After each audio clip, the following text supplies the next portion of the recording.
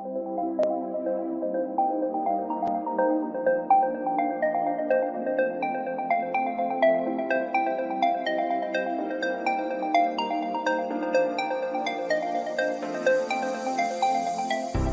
sentient beings from all known universes and beyond. It's time to activate your cranial downlinks and prepare to receive a raft of discussion on a cosmic ocean of science fiction and fantasy topics, interviews with local area genre devotees, and insightful prognostication by our soothsayers of science fiction, our forecasters of fantasy, and any other beings that happen to get caught in our gravity well.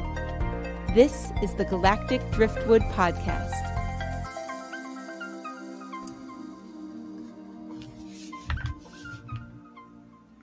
Hello, and welcome to another edition of the Galactic Driftwood Podcast. I'm Bill. I'm Linda. I'm Charles. I'm Seth. And I'm Chris. And today we're going to be talking about Star Trek. Star Trek Discovery is about to wrap up. We've just watched the penultimate episode, so the final show's coming out this coming Thursday.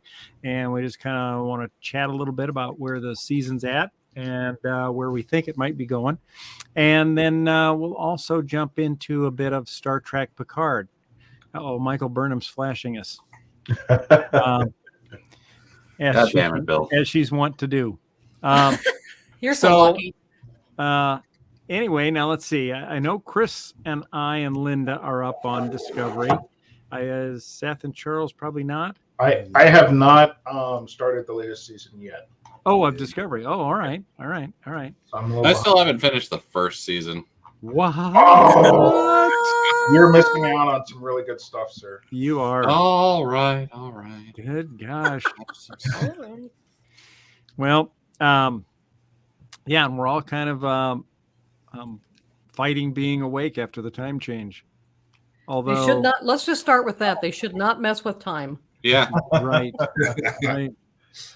And I'm okay with that being a chief rule. Don't mess with time.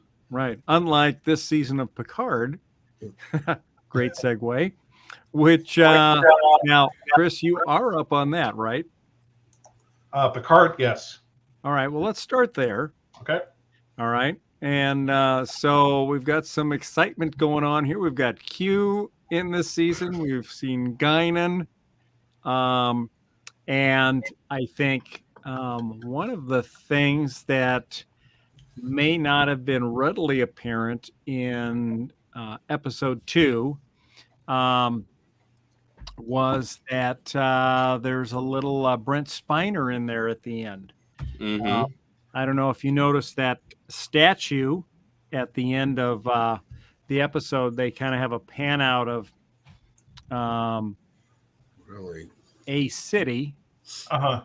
Not sure where that was, but there's a big holographic statue there, and it said Sung on the end. Unfortunately, I missed that, so I'll have to go back. Yeah, I missed that too. So did I. I knew he was going to be in this season, but I wasn't sure how his part was going to play into this. So Yeah. This is very interesting then. Okay. Yeah, and actually his voice is the voiceover we hear at the end, where you hear the line that we heard General Picard, and in where the changed timeline that we're in now, Yes. Picard's a general instead of an admiral, but his famous line is, "A safe galaxy is a human galaxy." Mm-hmm. And so I'll for those listeners wondering what the season's kind of all about, I'll kind of recap what happened in season 2 and what's going on, Yeah. why Q is involved, and what's really going on here. And you know, this takes place a little bit of time after season 1 ends, and everyone's kind of moved on and found their footing within Starfleet, and Picard is started making his own. I think it was just like a wine type of product to sell that he was making on his land. No, he's always been making wine. Well, yes, but like they were pretty focused on like this branding thing. That it looked like it was going through like a rebranding or something like that in the beginning of this season. And anyways, there's an anomaly that shows up in space because that's what happens, right? Everything's all hunky-dory, and an anomaly shows up in space. That's just Star Trek right there. Yeah, Right. So, Everyone's going about their thing, and an anomaly shows up in space. yes. And Star the Trek. Enterprise is the only ship in the quadrant. Yeah. So Well, the ship shows up. The what do they call it? The USS Stargazer, and goes to investigate. And ultimately, after some scanning of the anomaly, they find a message that's being communicated out of it in a bunch of different languages. It says, "Picard, we need your help," with something to that effect. And they'll only communicate with Picard.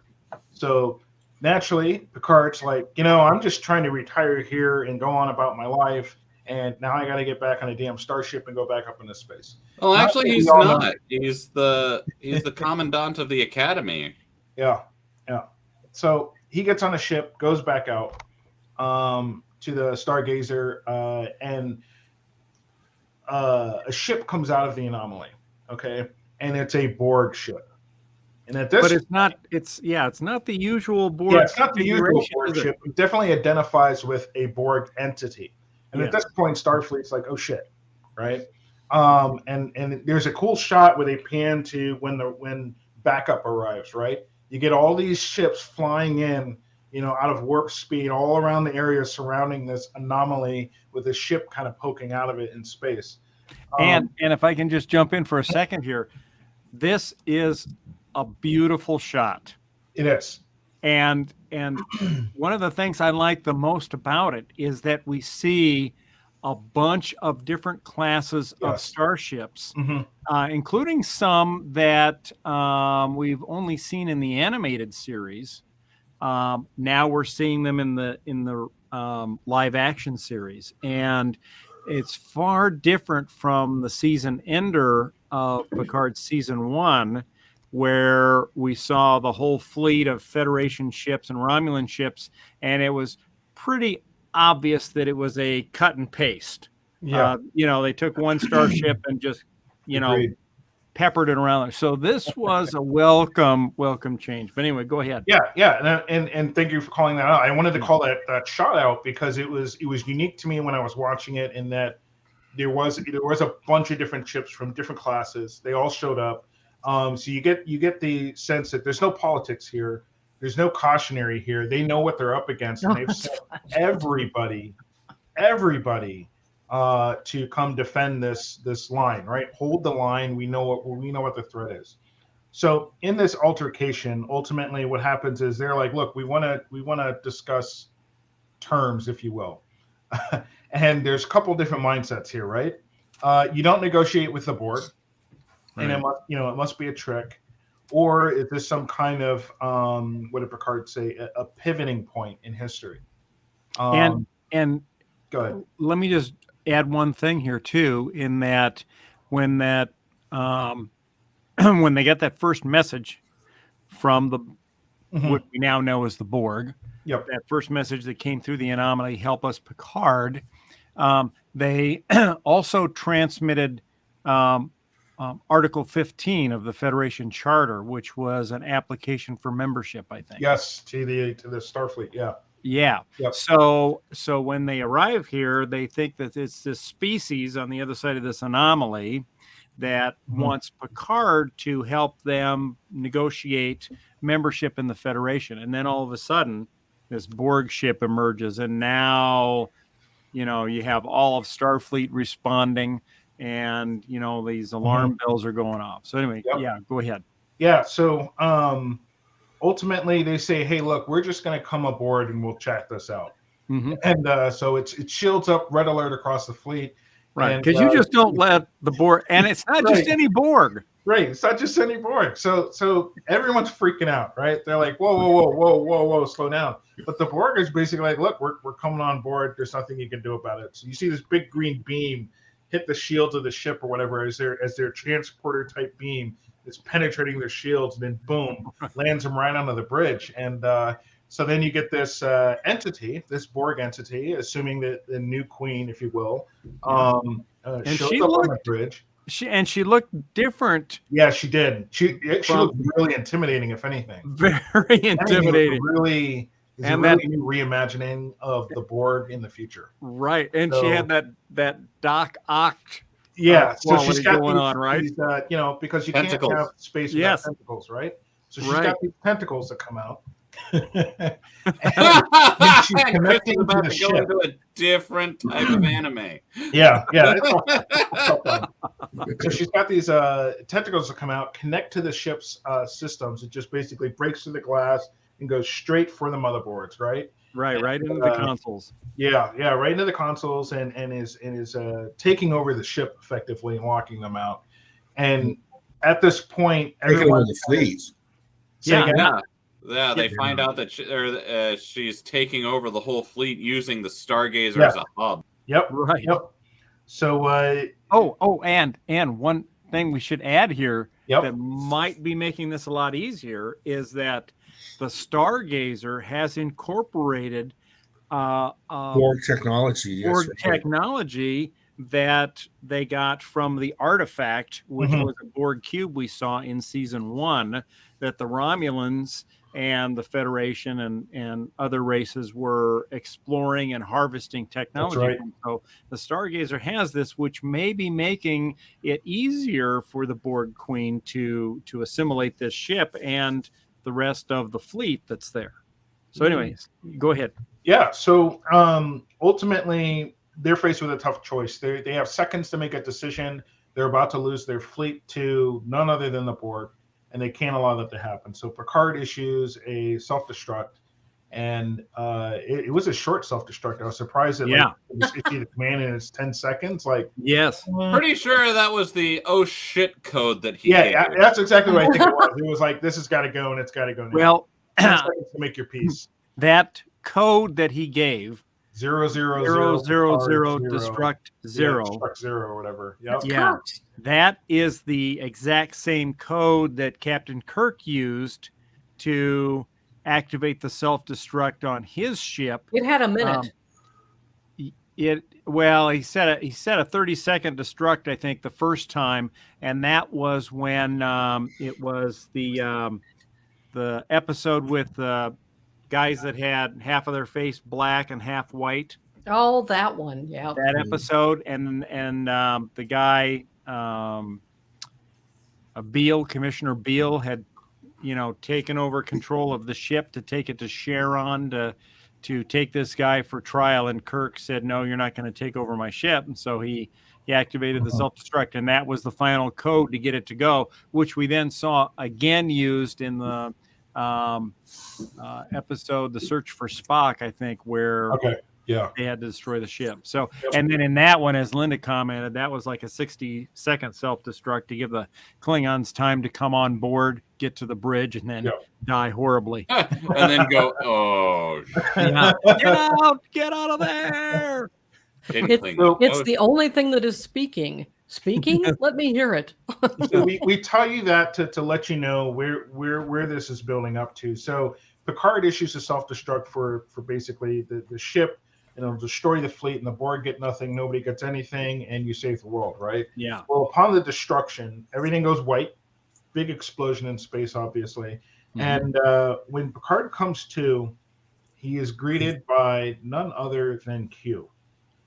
And Q is being Q, but in an off sense. And where this season kind of kicks off is Q has ultimately changed something. He's gone back and he's changed something in the past. And the world that it is now is completely different. As a matter of fact, Picard somehow is completely different. They're still themselves in the future, at least the core crew from the Stargazer. And they've been transported to this alternate reality, if you will, this alternate future. And they're trying to figure out what their roles are, what their history is. And Picard is some badass general who's basically been eradicating every other race across space. It is a complete departure of what you would think of Picard. He's the, dare I say, Putin of space. Yeah. He's the absolute antithesis of the Picard we know. Yeah, very much so. Yes. The complete opposite. And so I've got a question for Chris then. So are you saying that somewhere in the Kremlin, Putin has a room of skulls? You know, when I saw that, I was blown away. Because there's a scene, okay, when Picard's discovering what's been going on and he's walking through his home, he goes into this trophy room of different skulls. And it is the most bizarrest thing ever, because even his own impression was, what have I done?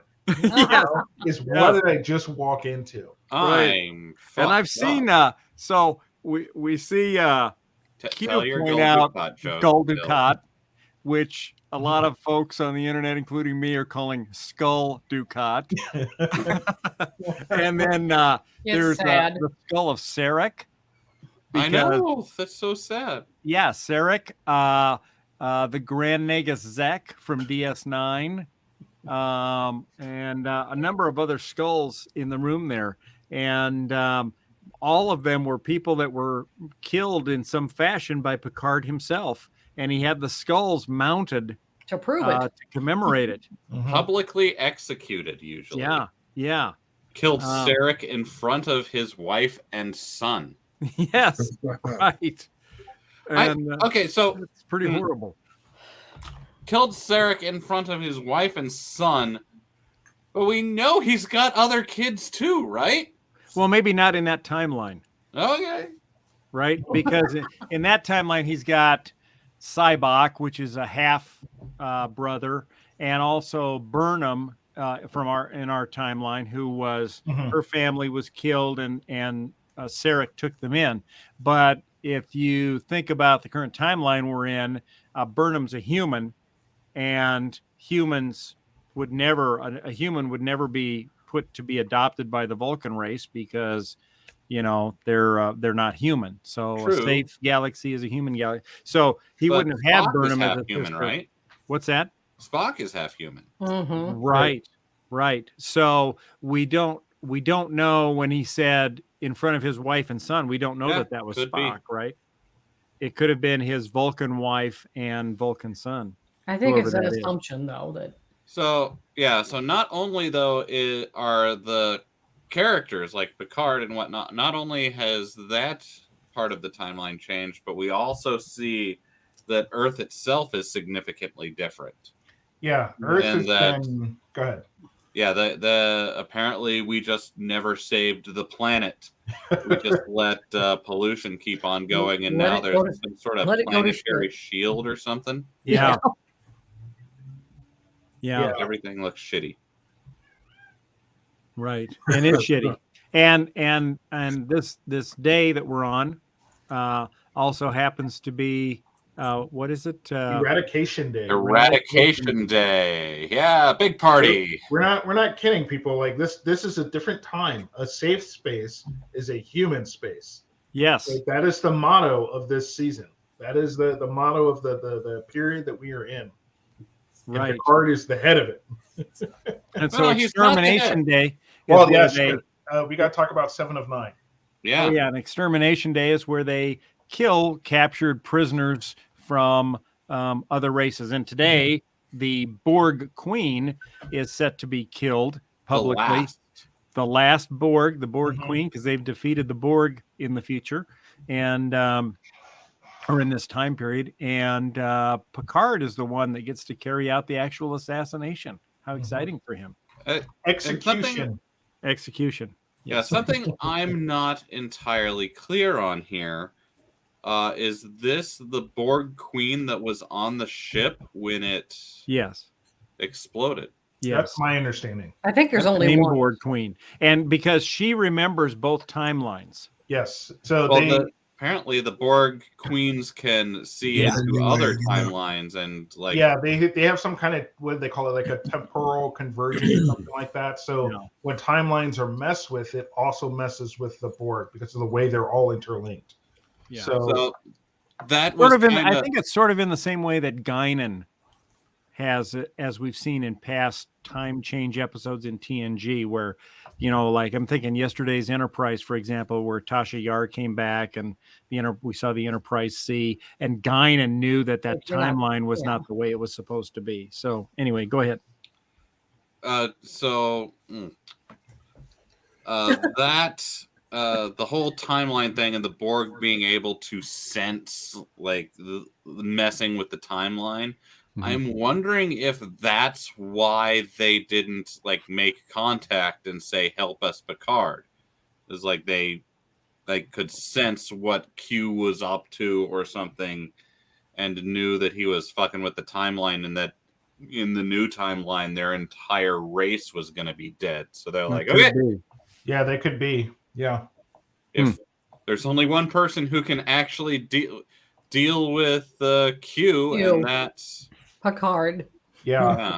So to branch out to a couple of the other people and kind of what their roles are, we have 7 of 9 who is now human. You know, never got captured by the Borg, and converted over to, you know, the future half Borg or whatever you want to call her. No implants. She's now a human, and she's the president. Right. President of Earth. Yep, president. And we Federation. Doctor, also known as Annika Seven Shot. Yes. Yep. So Dr. Agnes Girardi, Dr. Girardi, she's still a doctor in this world, and she's kind of like the lead scientist, if you will, behind studying this captured Queen Borg, or at least she's running some kind of lab or whatever. There's a part in there where she calls Seven by her name, Seven, and it confuses others, so she has to come up with a fake story of like, we're all drinking college buddies, you know. Annika Seven Shot. Yeah, Seven Shot nickname, which was pretty specifically great. Her husband, who is like the minister of something. Yes, right. So even despite all that, there's some other key things to kind of paint the picture of this world that we're in, and Elnor is now part of like a resistance team group, if you will. And there's a scene in there where there are buildings being bombed in a city that he's running around and dealing with as well.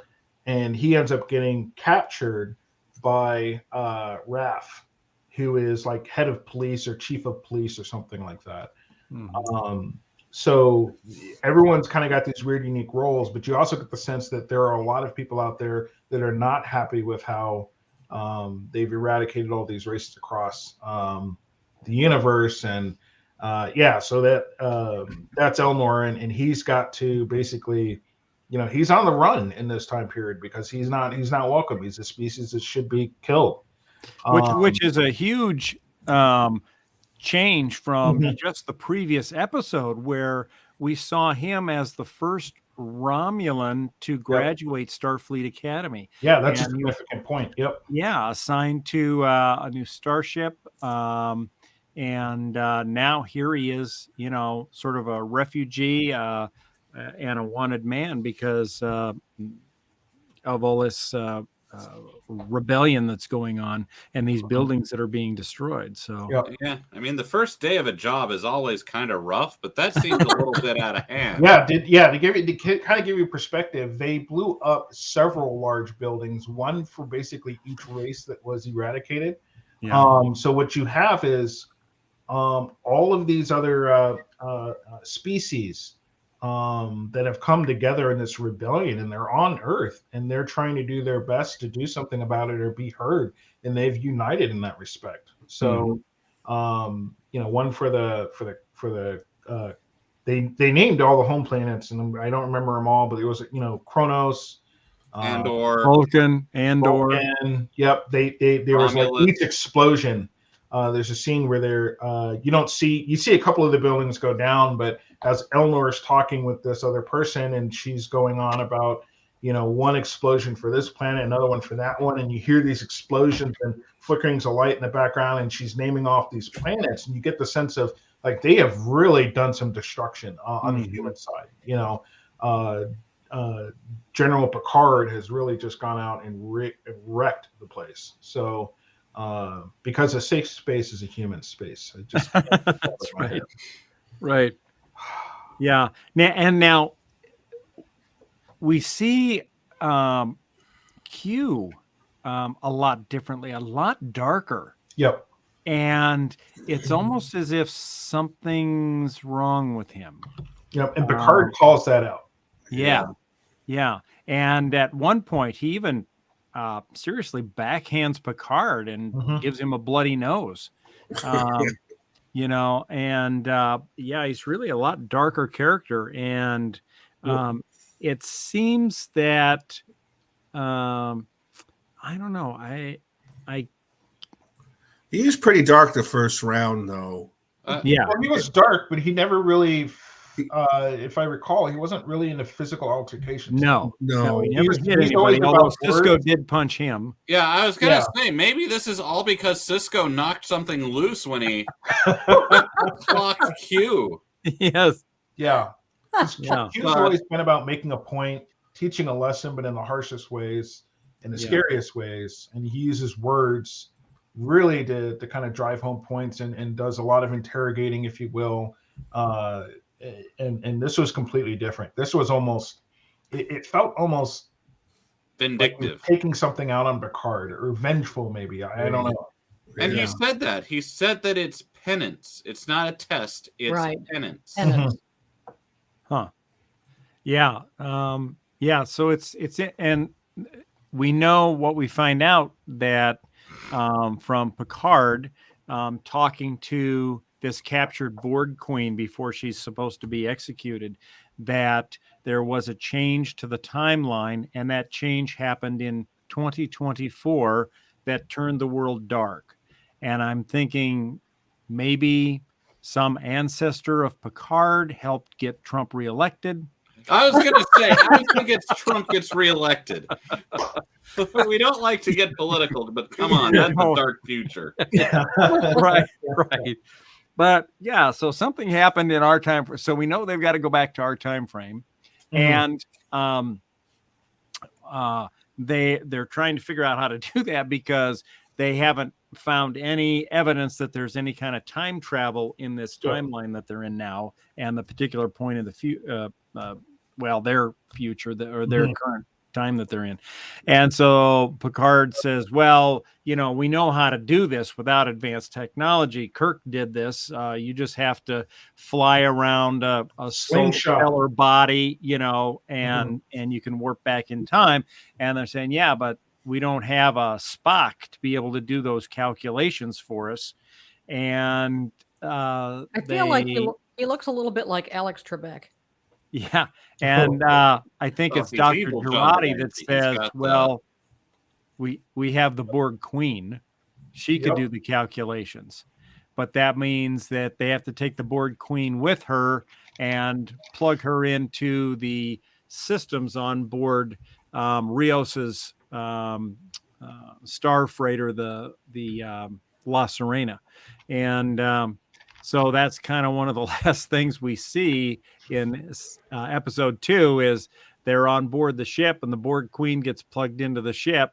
But about that time, they're surrounded and boarded by Earth security for stealing the Borg Queen. I didn't expect that episode to kind of end the way that it did. So I like the suspense and the cliffhanger there, but at the same time, I was like, really? I figured they would have been done with the people on Earth and moving on to start their time travel adventure, if you will. But I'm really curious to see how this plays out. Yeah, they got time to screw around some. Come on. Yeah, well, and I did see the little teaser for the next episode, and we see the Borg Queen really taking control of La Serena. And what could go wrong there in the short clip that we saw? So we're gonna have to assume that it's somehow they get away with the Borg Queen's help. So, but I'm not sure that that's going to be all that positive for them. I don't know. It's out of the frying pan into the fire, maybe. Yeah, and what choice do they have ultimately? When they look at the risk, they know that they have to make a decision. So. Either way, I've really loved how the season started. Yes. And I really love the new take on how dark a world could be just by simply changing something in timeline. So Right. super, super excited about this season. Yeah, I can't wait for the next episode. So they drop a lot of references throughout the show. Yeah. And in it they do mention Through a Mirror Darkly, the title of the episode, where they go into the mirror dimension. Mm-hmm. So I wonder what the mirror dimension of this I know universe looks like. That would be interesting. You'd think it would be the opposite. It might be, the nice Federation that we know. But this timeline really kind of resembles the mirror universe and the what is it? The Terran Dominion? Yeah, the Terran Empire. The Terran Empire. Yeah. So I mean, this is very similar. This is kind of some content we've already, or not content, but a world we've already gotten a little familiar with. Yeah. Where humans are not the positive influence on the galaxy that they are in the Gene Roddenberry's like perfect vision of humanity. Right. Right. And Chris and I were having a little discussion about this on Discord about specifically around Q and the fact that, we have to keep in mind that, Picard now is 20 years older than we last saw him from the last movie that he was in.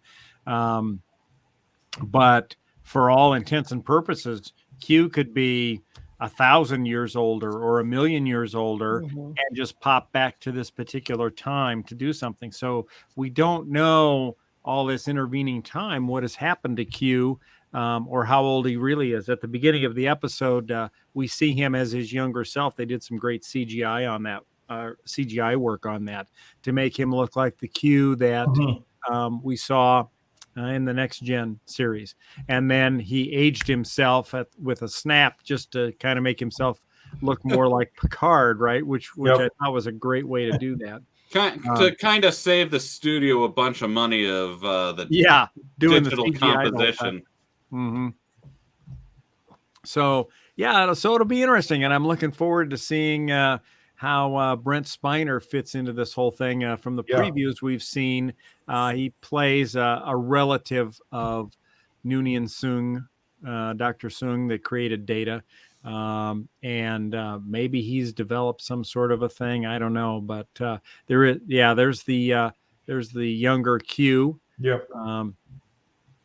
But I think they gave him more hair. They were kind of kind to him in the hair back than what I remember him having. But he looked great, I thought, and he really looks good as very distinguished as the older Q. I think. Yeah, he looked really good. Well, we're kind of a little bit over time here, but I want to touch real quick on Discovery. And I thought that this season of Discovery has been very good. I thought they really started getting their footing in season 3 when they jumped into the future. We don't have to worry about any more of these canon violations, really. They're exploring their whole new world, and they seem to have kind of got their footing. And this season, I've been pretty happy with it so far. The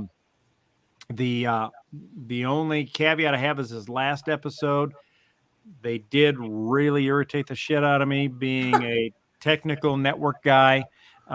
So since most of you haven't seen this yet, I'll just briefly tell you, there's if you've seen season 3, General Ndoye, who's the general that protects Earth, right? So she's in this season, and she's on board Discovery as a observer from Earth, because Earth has not rejoined the Federation yet. She's on Discovery, and she falls in with a bad group that are trying to destroy this species that is apparently inadvertently destroying parts of the Federation planets. And so at this one point, they're saying, okay, well, in order to complete our sabotage here, we need you to vent plasma from the Discovery's nacelles.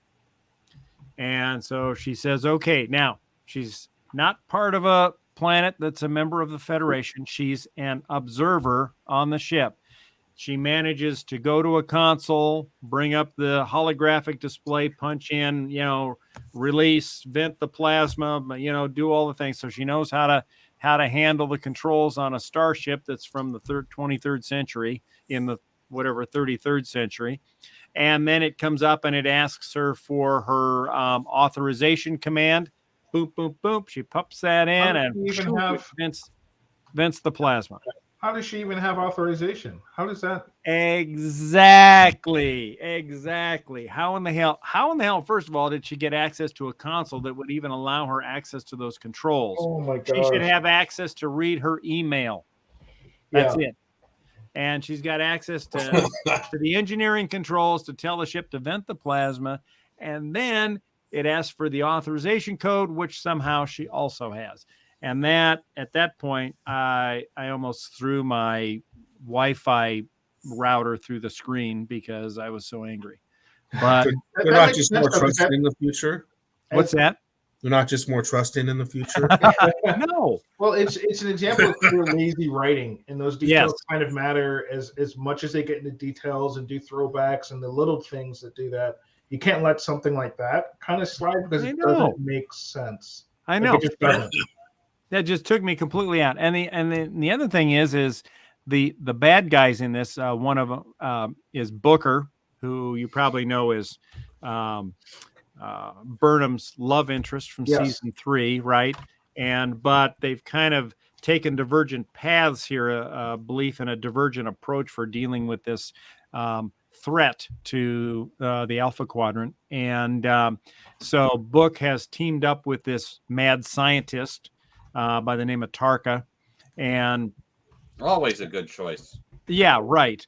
And so earlier in this season, we see a point where they're trying to get a message to the aliens long before they meet them, and Burnham wants to send this message, and the Federation has agreed to send a specific message through, but Book and Tarka's approach is, no, we're not sending the message through this system that is threatening our galaxy. We're just going to destroy it.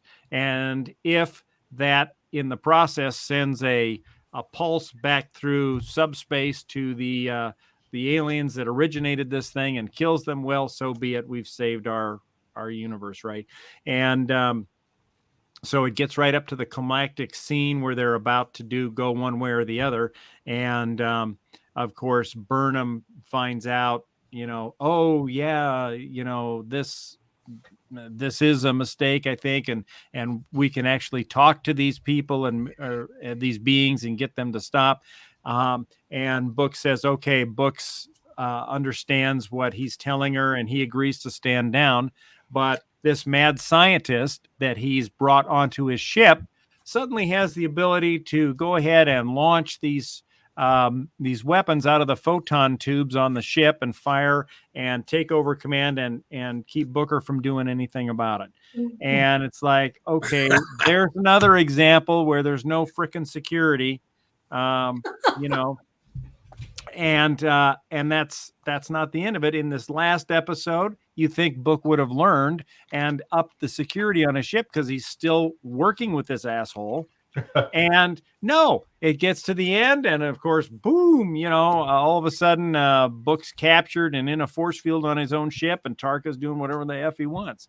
And so that's the part that's just really kind of killing me this season, is this whole, no apparent minimal security even to keep this type of stuff from happening.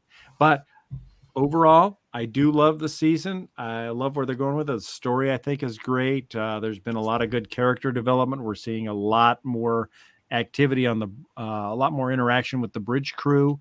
They're getting to do a lot more things, and so we're starting to see more of them. So I think that's all a good thing. So, but I'm looking forward this coming Thursday. which by the time this episode will come out will be tomorrow, will be the ultimate episode for season 4 of Discovery. So it'll be exciting to see where that goes. So if you're not watching that, I encourage you to watch it. You'll just have to kind of grimace a little bit through the obvious security violations. But other than that, it's worth it. Yeah, I think that it probably bothered you more than other people, Bill. Yeah, probably. And then Strange New Worlds, May 5th. Yes, and we saw some new trailers for that at the start of Picard. Strange New Worlds looks like that is going to be a fantastic series. I'm loving the uniforms, the look, and just everything about it. I think is going to be just awesome. So brand new canon violations. Yeah, potentially. Brand new stupid looking version of the Klingons. No, I hope not. No, I don't think so. I don't know. I'm guessing the Klingons will probably look similar to what they did in the early seasons of Discovery, but not quite as bald and bizarre. I think they should look kind of like they did in TOS. I know. In TOS? Well, yeah. I mean, that would make sense. Yeah, it would make sense. Yeah, right. It absolutely would. Right. Especially because they kind of justified the way they looked in the TOS in an episode of DS9, I think, where there was some sort of genetic... Pick your Klingon. Genetic virus or genetic thing that was released or something like that. So we don't talk about it. Right. What Worf said. Right. So, but do not talk about it. Yeah, if you're not watching Picard or Star Trek Discovery, you're missing some really good sci-fi out there. So encourage folks to do that. Anybody have any last thoughts or any questions for the audience that one, because I love it every time that he shows up in a show. Patton Oswalt is in Picard.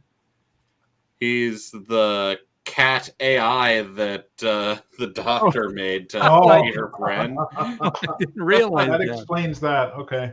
Yeah, that was definitely Patton Oswalt's voice. I love it every time he shows up in a show. And happy as I am to have seen Guinan in Picard, I am kind of sad that we've instantly gone away from we're in another timeline already, and so we can't. No one else is going to really be showing up unless it's a teaser at the end of the last episode. No Worf, no Geordi, no Crusher.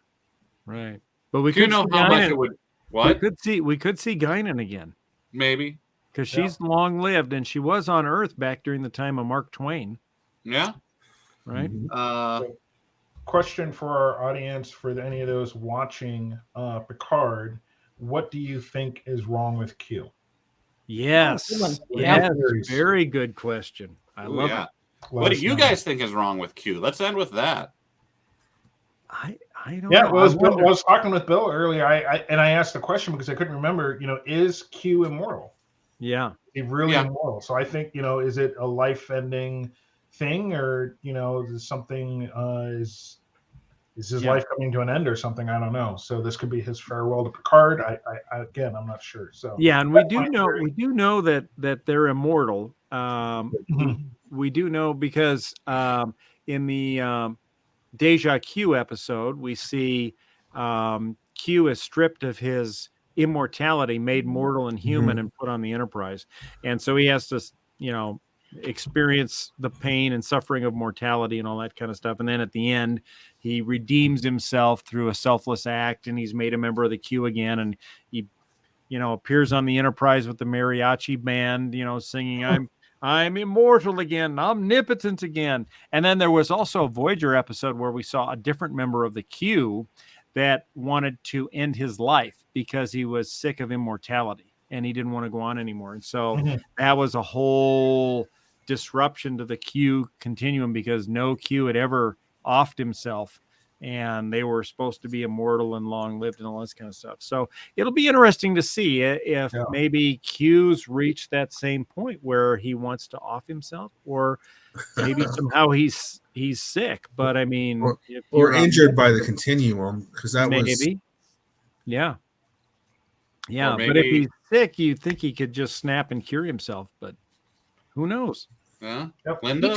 He talked a lot about Picard and look how horrible it was to get old. I mean, he did that. He said a couple of times, "Oh my God, look at all the wrinkles we have," or all the, "Oh, this is awful." Am I thinking, what? Yeah, but he likes doing. He complained about being human a lot Yeah, when he had to. when he had to be human. Yeah, but the oldness was just supposed to be a display. It wasn't supposed to be Right. Real. Yeah. Yeah. I mean, But he really went into how old Picard looked and how look what time does to us. I think he said something like that. Yeah. Although in Picard's case, at this point, it's kind of self-inflicted because he could have opted for a younger android body in theory. Yeah, If he hadn't been such a stodgy old stubborn bastard, they probably would have given him a younger body. Yeah. But he doesn't want anything changed. He wants to, live his life like it would have been had he been human. So that's, understandable and perfectly in tune with his character, I think. Yeah. So, but All all right. Well, great question. Yeah. Let us know what you think about Q, and be sure to check us out at galacticdriftwood.space and our partner podcasters on synergynation.net, synnation.net. Synergy Nation is the name of the group. SYN. SYN, not SIN.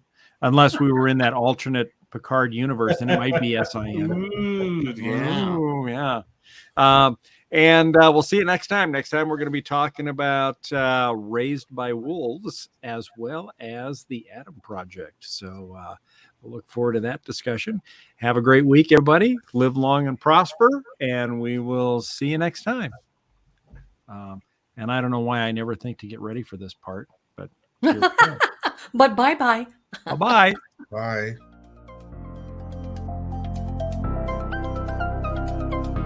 Thanks for listening to this episode of the Galactic Driftwood podcast. For more information and past episodes, please visit our website at galacticdriftwood.space or subscribe to us on YouTube.